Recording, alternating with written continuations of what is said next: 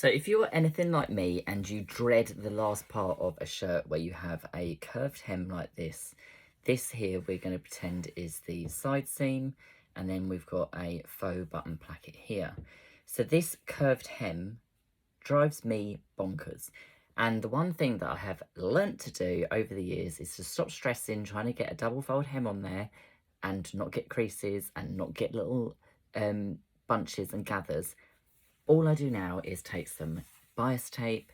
This one here is the stunning bias tape by Specky Seamstress. What I like to do is just open out the end, and what I like to do is just remove the bulk off the corners to start my binding.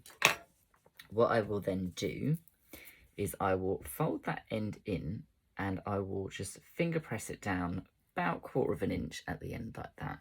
I'll then take my hem and I will line up the inside of the binding with the end of my hem, and what I'm going to do is stitch inside that first crease in the binding.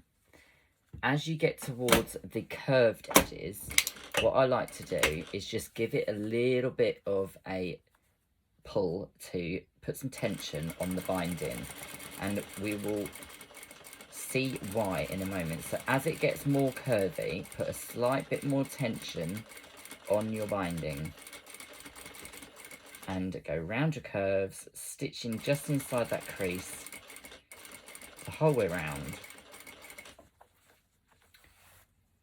And then when we get to the end of this piece of binding, I will show you why I always bind a curved hem rather than doing a standard hem.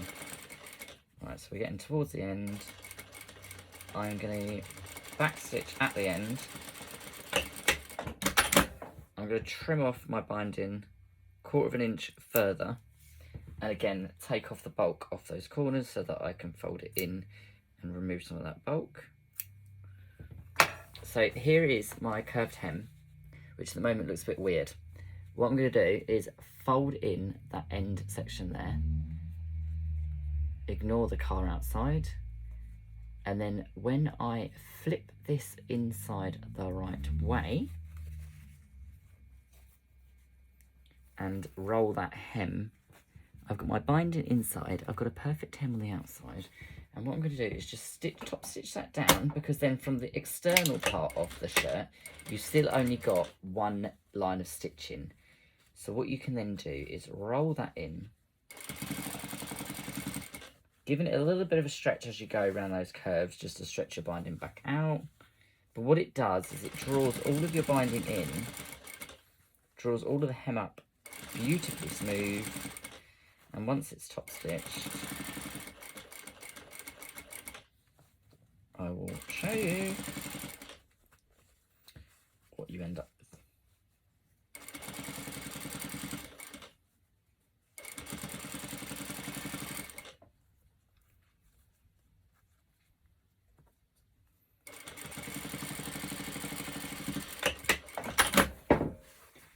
So once you, just going to give that a little bit of a press with my hands, what you end up with is a beautiful curved hem.